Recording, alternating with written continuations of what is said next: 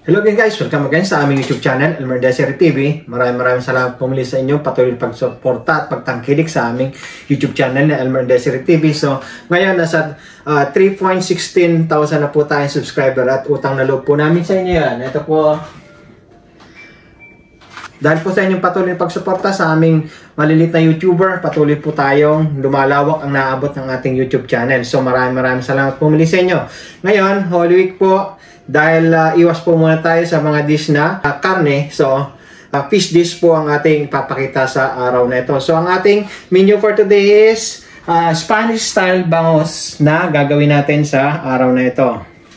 Meron tayo ditong bangos. Ito siya, binili namin ito sa Asian store. So, nilinis ko na siya. Bali, 2 buo itong bangos. So, tinanggal ko ang kanyang laman loob. Yung kaliskis, hinayaan ko na lang siyang kasama. So, hindi nang problema yun kasi usually naman kapag sinasar din siya, lalambot din siya kapag niluto na natin siya. So, wala itong problema. Nilinis ko na rin siya, hinugasan ko siya para yung dugo niya matanggal na. So, ito bali ay 1.15 kilos. At ito ang ating mga brine solution. Kailangan natin ng tubig at asin. So, ito yung mga normal na ginagamit sa brining solution kapag tayo ay gagawa ng mga ikinakand na pagkain. So, ito ang ating gagamitin. Ito din ang ating mga pampalasa sa ating bangos sa Spanish style. Meron tayo ditong salt, ang ating patis, buo ang gagamitin nating paminta, oyster sauce, tubig, olive oil ang ating gagamitin sa halip na ordinaryong oil lang na gagamitin natin sa ating sardines. So, olive oil ang pinakamagandang gamitin natin. Meron din tayo ditong olive na green at black. So, kung wala kayong makita ng black, pwede rin naman na green na lang. So, variation lang ang ating gagawin dito. Kaya, ginawa ko 2 siyang kulay. Ang ating gulay na carrots, kailangan natin ng bay leaves for flavoring at ang ating red chili. So, ito ay pampalinamnam at flavoring sa ating bangos. Kaya kailangan ng chili. So, kung gusto nyo na mas manghang, it depends on nyo. Dagdagan nyo, okay lang. Sa akin, 6 lang ito, okay na. At ang ating pickles, na ang tawag namin dito ay gherkins. So, ito ay may flavoring din siya. Nakabrain siya sa chili, water, and salt. So, tulad na sinasabi ko sa mga brining solution, ito ay laging yung tubig at salt. At ang ating importanteng rekado ng ating Spanish style bangos, ang bawang. So, 2 buo ang gagamitin nating bawang. Okay, simulan natin ang paghanda ng ating ingredients at pagbabrine ng ating bangos. So, simulan natin sa ating brining ng ating bangos. So, ito ay 1.5 liter ng tubig. So, enough ito para ma-submerge natin ang ating bangos. So, ito, ipuro lang natin siya sa ating bangos. At yung salt. Ito siya. So, ang amount ng salt natin sa 1.5 cup liter ng tubig ay 1/2 cup ng salt. So, ito siya. Tunawin lang natin siya.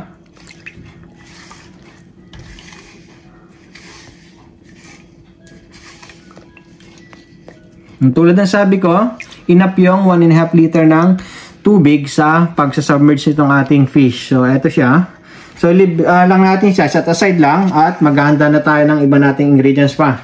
Habang sinet aside natin ang ating brining solution with bangos, about 30 minutes. So, handa natin itong ating mga ingredients. Unahin natin sa ating carrots at sa ating bawang. So, tabi lang natin to at crush natin ang ating bawang. So, buong bawang ang gagamitin natin o cloves sa ating gagawing sardines. Hindi natin siya kailangan gayatin o durugin.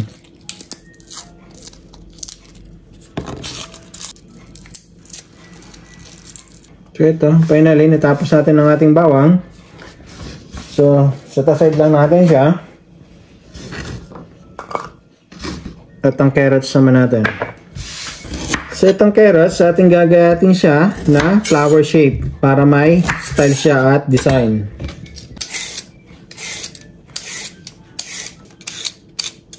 Curve lang natin sa gilid siya. Ganyan. Para may variation ng ating carrots na design. Yung ating tinanggal sa side. So, gamitin din natin siya. So, para may design siya, itong gagamitin natin na panggayat. So, ito din ang ginagamit kong panggayat kapag naggagawa tayo ng lahok natin para sa ating pansit bihon gisado o sa mga sweet and sour para may design ng ating carrot. So, huwag nang papakanipisan para hindi siya madurog.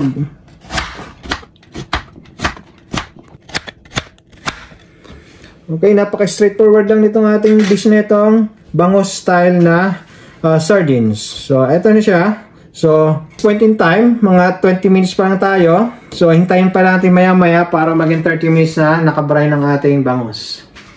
Ito nga pala ang jerkins, nakalimutan ko. So, gayatin din natin siya. So, kailangan natin ng mga 4 na butil nito. So, depende sa inyo kung ilan ang inyong gustong ilahok. So, sa akin, tama na ang 4. So, gayatin lang natin siya.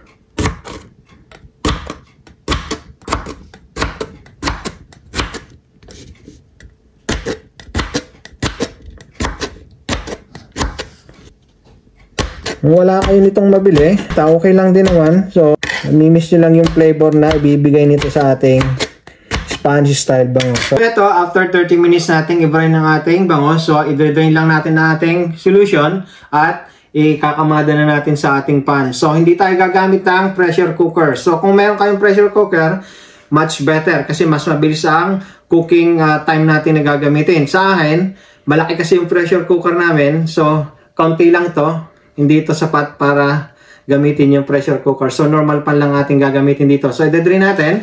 So, ito, na-drain na natin siya. Meron din tayo dito yung pot. So, sasanunsan lang natin siya dito sa ating pan. So, lagyan muna natin siya ng mga beddings. Lagyan natin ng carrots.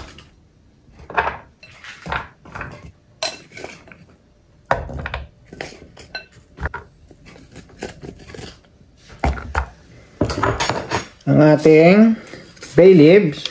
So, ito nga pala ay 12 pieces. So, fresh to kasi may tanim kami na bay leaf tree sa aming likod bahay. So, kung wala, gamitin nyo yung dried bay leaves na available sa mga market. Itong ating jerkin. So, yung pickles. Lagyan natin siya ng ating bangus na. So, unahin natin yung ulo niya.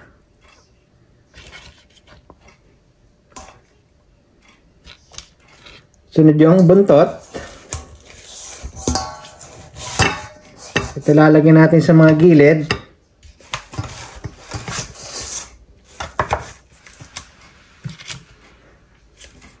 At yung ating mga gilid. So kung mapapansin nyo, medyo makapal ang gayat natin.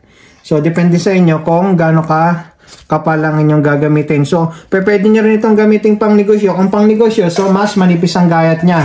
Ito naman, pansarili lang, so hindi natin siya kailangang tipidin. So, lagyan natin siya ng ating bawang. Distribute lang natin siya. Yung ating seasoning na patis, oyster sauce, ating salt,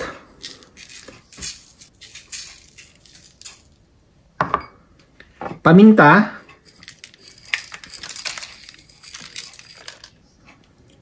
ilagay uli natin yung natitira nating carrots. So, depende sa inyo kung anong style ang gagawin nyo. Basta ang mahalaga, ma-incorporate natin to sa ating pagluluto. So, itong ating green olive, lagyan natin siya. Mga 1/2 cups lang ating gamitin.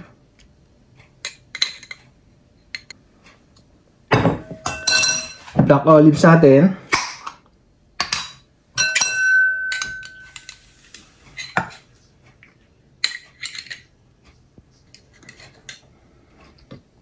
So, napakakulay ng ating sardines kapag naluto na siya.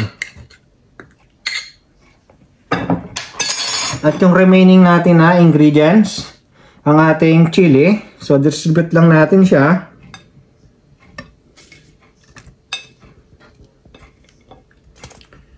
Ito yung natira nating jerkins. So lulutuin natin siya for the first few minutes ng high heat para siya ay kumulo.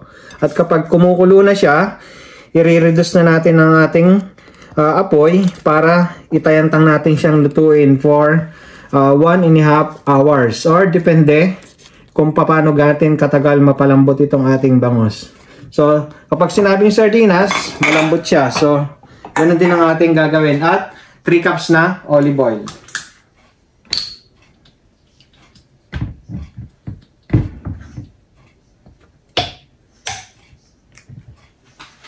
Ito, 1 cup siya.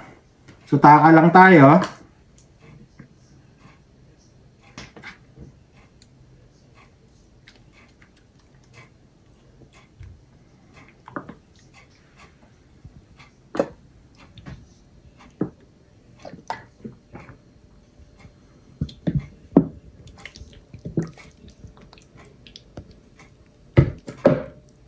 At ang ating tubig. So, ito.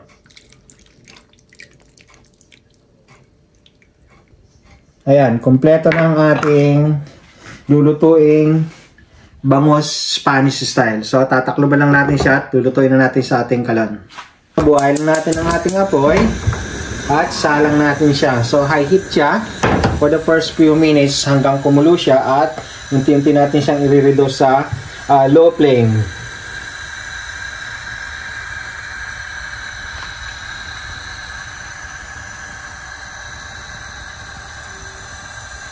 So, check natin ang ating nilulutong sardines. Ito siya, after 30 minutes niya. Ito na siya.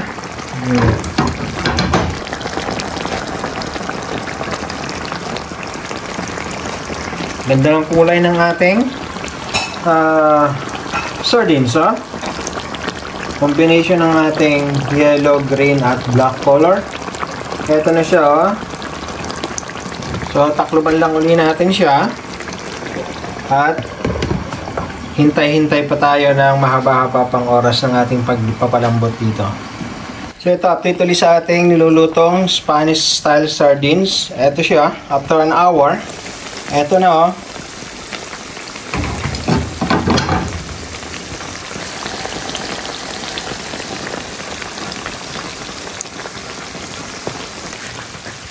So ito, takip lang ulit natin siya. So ito, check natin after 2 hours ng ating tayantang. Ito na siya oh. Ang ganda ng ating bangus.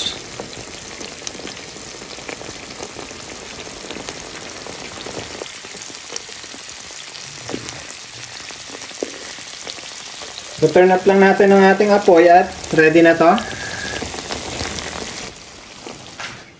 So ito na ang ating bangus Spanish style sardines.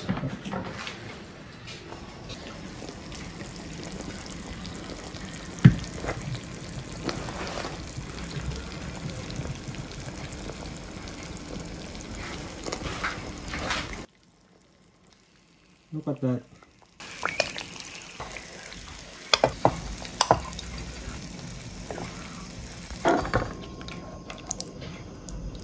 Ito na ang ating masarap na bangus Spanish style sardines. Ito, husgahan natin ang ating kaluluto lang na Spanish style na bangus. Lambot niya, nag-ano siya, nahihiwalay.